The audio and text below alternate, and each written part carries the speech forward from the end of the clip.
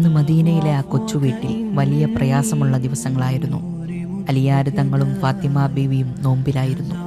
3 ദിവസത്തെ നോമ്പ്. കയ്യിലാണെങ്കിൽ ആകെ കുറച്ച് ഭക്ഷണമേയുള്ളൂ. ആദ്യ ദിവസം ബാങ്ക് വിളിച്ചു. അവർ നോമ്പ് തുറക്കാനിരിക്കുകയാണ്. അപ്പോഴാണ് വാതിലിൽ ഒരു മുട്ട് കേട്ടത്.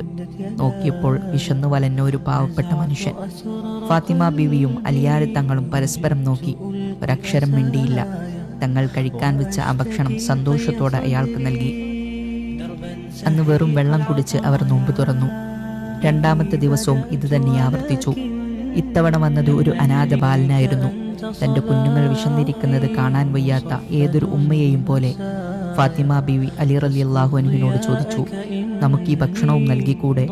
അവർ ആ ഭക്ഷണവും നൽകി. 2ാം ദിവസവും വെറും വെള്ളം മാത്രം. 3ാം ദിവസം ശരീരം വിശപ്പ് കൊണ്ട് വിറക്കുന്നുണ്ട്.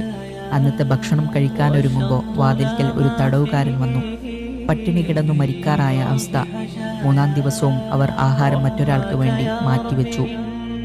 സ്വന്തം വിശപ്പിനേക്കാൾ മറ്റൊരാളുടെ വേദനയ്ക്ക് വില നൽകിയ ആ ദമ്പതികളെക്കുറിച്ച് അള്ളാഹു ഖുർആനിലൂടെ ലോകത്തോട് വിളിച്ചു പറഞ്ഞു. സുഹൃത്തുക്കളെ, സ്നേഹമെന്നാൽ വാങ്ങലല്ല, അത് കൊടുക്കലാണ് എന്ന് അവർ തെളിയിച്ചു. ചരിത്രത്തിലെ തന്നെ ഏറ്റവും ഉദാത്തമായ ത്യാഗത്തിന്റെ കഥയാണിത്.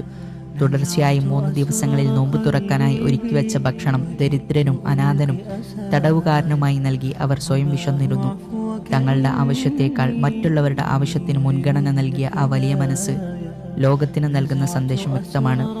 യഥാർത്ഥ നന്മ എന്നത് നമുക്ക് ആവശ്യമില്ലാത്തത് നൽകലല്ല, മറിച്ച് നമുക്ക് ഏറ്റവും ആവശ്യമുള്ളത് മറ്റൊരാൾക്കായി മാറ്റിവെക്കലാണ്. റബ്ബ് സുബ്ഹാനഹു വ തആല ചരിത്രം മനസ്സിലാക്കി ജീവിക്കുന്ന മുത്തഖീങ്ങളിൽ നമ്മളെയും ഉൾപ്പെടുത്തി അനുഗ്രഹിക്കട്ടെ.